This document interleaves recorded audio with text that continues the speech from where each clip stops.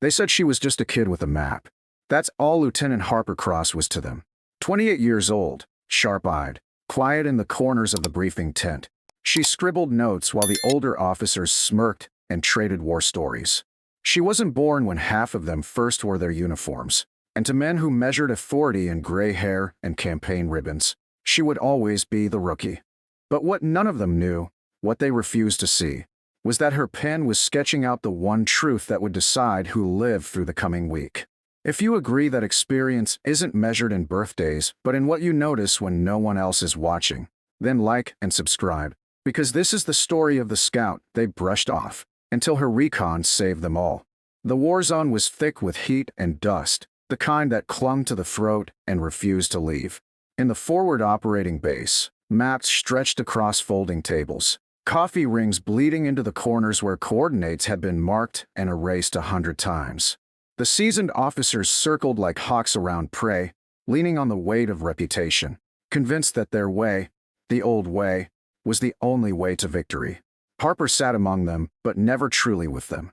Her chair was slightly back, her notebook balanced on her knee, her eyes tracing not the obvious highways of red and blue markers, but the faint, overlooked trails that wound between ravines and scrub forests. Where others saw blank space, Harper saw opportunity, or danger. It hadn't been easy to get here. She wasn't a legacy appointment, didn't have a father with stars on his shoulder or an uncle with a name engraved on some marble wall. She had clawed her way through training, through the endless cycle of tests where the stakes were never high enough for her peers to notice. She never missed a detail. She wasn't the loudest, never the first to boast, but when drills went sideways, it was Harper who knew where the wind shifted, where the light faded, where the enemy would come from if they had half a brain. But here, among commanders twice her age, she might as well have been invisible. Captain Dorsey was the loudest skeptic. A barrel-chested man in his 40s with a voice built for barking orders, he treated Harper like a mascot, presentable, harmless, a token nod to the next generation. "Keep your eyes on those binoculars, Lieutenant," he said with a grin that wasn't friendly. "Let the real soldiers handle the strategy." The other officers chuckled, not cruelly perhaps, but casually, the way men laugh when they're confident the joke isn't at their expense. Harper gave no reply. She simply turned a page in her notebook, where she had already sketched the outline of a ridge no one else had mentioned. Dismissal had a way of repeating itself. At the mess tent, soldiers jostled and traded rumors, their voices rising over clattering trays. Some said she'd been pushed through the ranks by quota. Others whispered she was book-smart, maybe useful behind a desk, but too soft for the grit of war. They didn't see the way she studied, how her eyes flicked over every movement, every detail. They didn't notice that when others sat with their backs to the perimeter fence, Harper always faced it, scanning, patient, unblinking. Late at night, when the generators buzzed low and the desert air cooled to something almost bearable, she would sit under the dim light of a single bulb and redraw her maps from memory. Not the official maps, bloated with old assumptions, but her own. Every tire track, every disrupted bush line, every unusual sound she logged during her scouting runs. She layered them with dates, hours, and patterns. Slowly, a picture formed. An enemy force wasn't just out there, it was shifting, preparing. But warnings from a 28-year-old lieutenant carried little weight. When she tried to raise her concerns during a pre-dawn briefing, the room fell silent only for a beat before Captain Dorsey waved her off. "We've got bigger things to worry about than shadows on the horizon," he said, folding his arms. "This enemy isn't clever enough to flank us. You'll see, rookie. They'll come right up the valley, like they always do." He tapped the map with a stubby finger, sealing his certainty like a man who had stopped learning long ago. Harper didn't argue. She never did. Instead, she leaned back, closed her notebook, and listened as the plan locked into place. Troop deployments, artillery positions, supply routes, all aligned against a phantom enemy who would never walk the path they expected. The silence that followed wasn't agreement. It was resignation, and Harper knew it. She walked out of the tent alone. The night sky stretched above, stars sharp and cold. She could still hear the laughter behind her, the condescending jokes, the dismissal so casual it no longer stung. But she wasn't angry. She was patient. That patience had carried her through years of being underestimated, To every drill where someone else took credit for her foresight. To every mission where she was told to stay quiet and watch. She had learned something far greater than tactics, the art of waiting. And waiting, she believed, was never wasted. It was preparation. At dawn, she would head out again, notebook tucked under her arm, binoculars slung around her neck. She would watch the hills where others saw only rocks. She would count the minutes between distant flashes, the rhythms of movement masked as nothing more than the shifting wind. And when the moment came, when silence gave way to the certainty of danger, she would not hesitate. Because Harper Cross knew what the others refused to admit. Battles weren't won by noise, by rank, or by reputation. They were won by the ones who noticed first. And she was ready. The desert had its own way of speaking, not in words, not in sounds, but in the quiet patterns left behind, a set of tracks pressed too deep into the soil, the faint shimmer of heat where there shouldn't be, a silence where birds once sang. Harper Cross had trained herself to listen to those patterns, to trust them more than any boast or briefing. And so, when she crouched at the edge of a ravine that evening, notebook open against her knee, she knew with absolute certainty that the war wasn't where command thought it was. It was here. It was now. And no one was listening. Her patrol had been uneventful to the untrained eye. A few dust clouds in the distance, a caravan of goats trudging across the ridge, the endless wind carving grooves into the sand. To Captain Dorsey and the others, it would have been nothing to report. But Harper saw what they couldn't. Parallel lines of tread half buried in the dirt, angled deliberately toward the eastern flank. Heavy machinery had passed here, more than once, and it hadn't followed any known supply road. She pulled her binoculars higher and scanned the horizon. There, just beyond a curtain of scrub brush, was the faintest glint of metal. Covered, camouflaged, but too precise to be natural. She sketched it down quickly. Coordinates, estimated direction, even the timing of the shadow's movement as the sun dipped lower. Page after page, her notebook filled with evidence. To her, it wasn't theory. It was proof. Proof that the enemy wasn't waiting in the valley like Dorsey claimed. Proof that their so-called ambush would be a slaughter of their own men. When Harper returned to camp that night, the mess tent was alive with chatter. Soldiers laughed over rations, playing cards by the dim light of lanterns. Officers leaned over maps again, tracing the same predictable red arrows through the same predictable valley. Captain Dorsey was in rare form, his voice booming, his certainty unshakable. "Tomorrow, we push through here," he said, jabbing the map. "They won't know what hit them." Harper stepped forward quietly, her notebook tucked under her arm. She waited for a pause that never came. So finally, she spoke. "Sir, with respect, they're not in the valley. They've shifted east, toward the ravine system. If we move the way you're planning, we'll be walking into their line of fire." The tent fell silent for a beat. Soldiers and officers alike turned to look at her, some curious, others already smirking. Dorsey leaned back in his chair, arms crossed, eyes gleaming with the smugness of a man who believed he'd already won the argument. "And what makes you so sure, Lieutenant?" he asked, his voice dripping with mock courtesy. Harper held up her notebook. "I tracked their movements. Machinery here, comms equipment here. They're positioning for a flank. If we adjust our line." Dorsey laughed. Loud, sharp, dismissive. "You drew some doodles in your sketchbook, and now you want to rewrite the battle plan? Lieutenant, this isn't some classroom exercise. This is war. And war is fought by soldiers who've been here longer than you've been alive." A ripple of laughter followed, low but cutting. Harper's jaw tightened, but she didn't flinch. "With respect, sir," she repeated evenly. "If you ignore this, men will die." Dorsey's smile faltered just enough to reveal the flash of irritation beneath. He leaned forward, lowering his voice. "You've had your say. Now keep your head down and follow orders." "That's an order, Lieutenant." The conversation was over. The other officers returned to their maps, muttering. Harper closed her notebook slowly, her hands steady even as her chest burned with frustration. She had been here before, in classrooms, in simulations, in every place where someone older, louder, and more certain decided that youth meant ignorance. But this wasn't theory anymore. Tomorrow, real blood would be spilled because no one wanted to listen. That night, Harper didn't sleep. She sat in her tent, lantern light flickering across the pages of her notebook.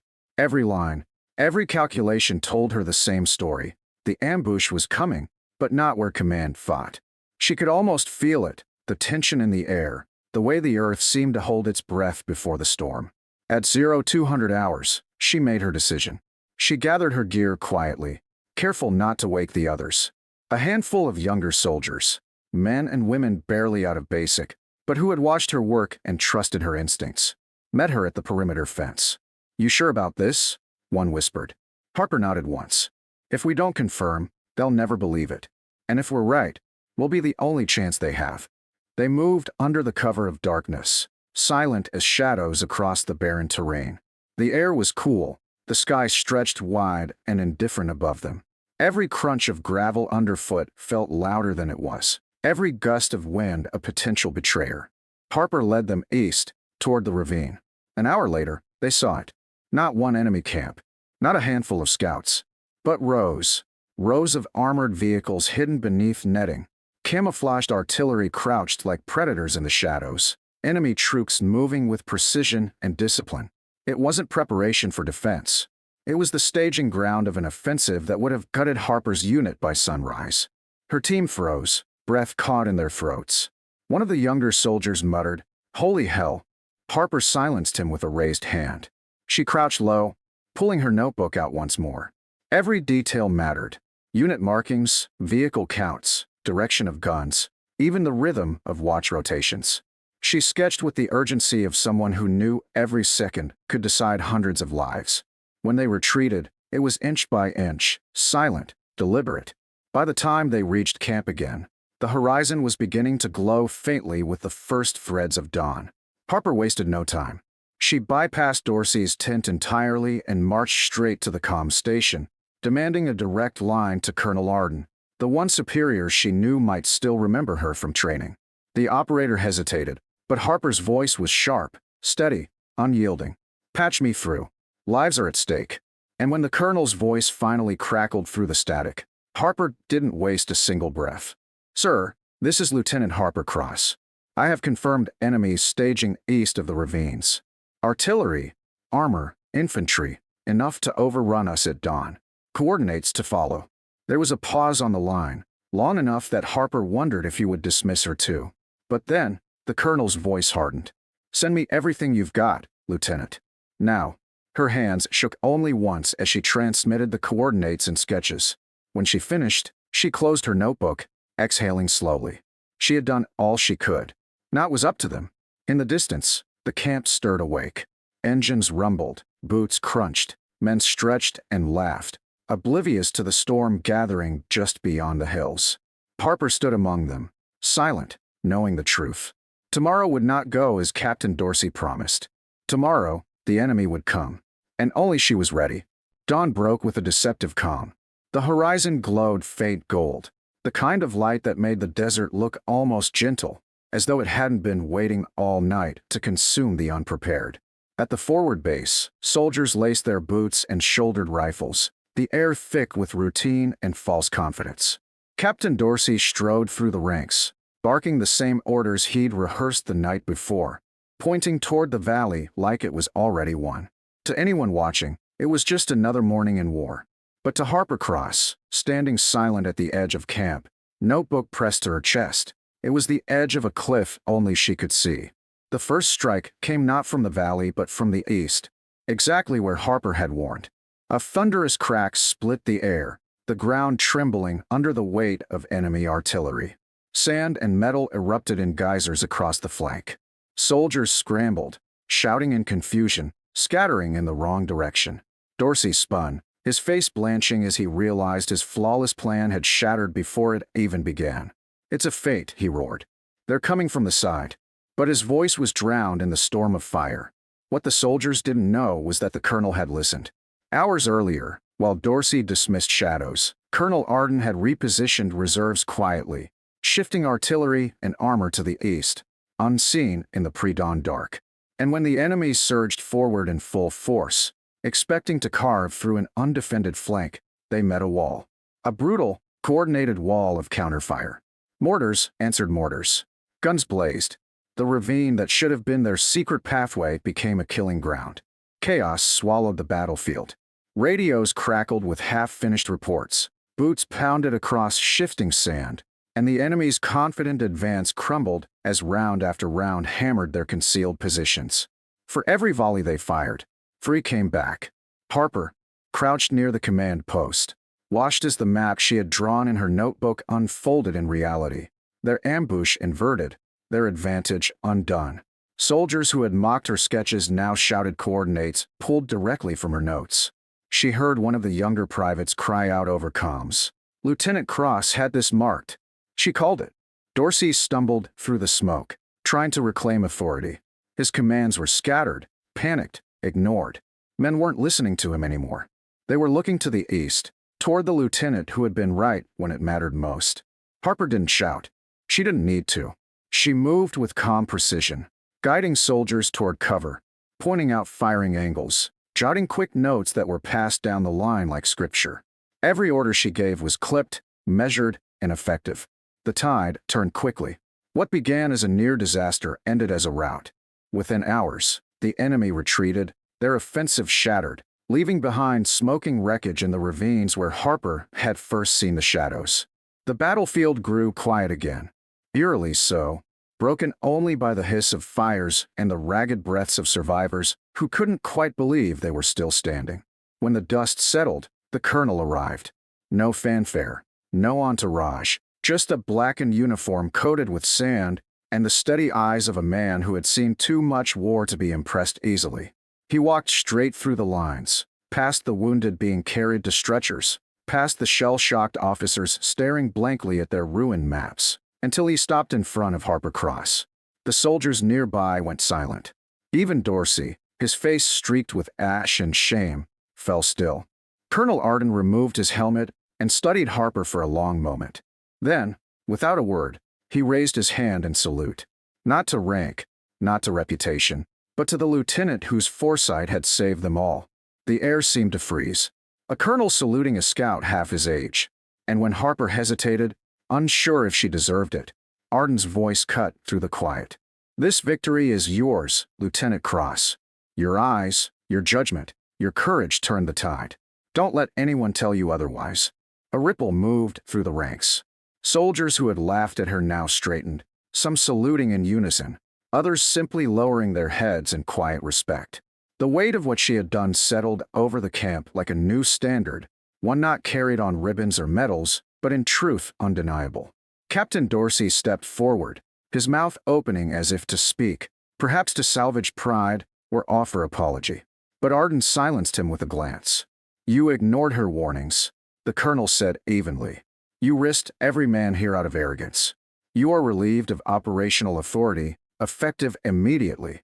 Dorsey's face drained of color, his jaw tightening, but he said nothing. He couldn't. The battle had already delivered the verdict.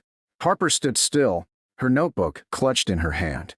She hadn't sought recognition. She hadn't wanted glory. All she wanted was for someone to listen. But now, in the silence that followed, she realized something deeper. Leadership wasn't about volume or age. It was about seeing what others couldn't or wouldn't, and refusing to doubt yourself when it mattered most. That evening, as the camp rebuilt itself, soldiers gathered in hushed circles, retelling the story of how the rookie scout had outmaneuvered an entire enemy division.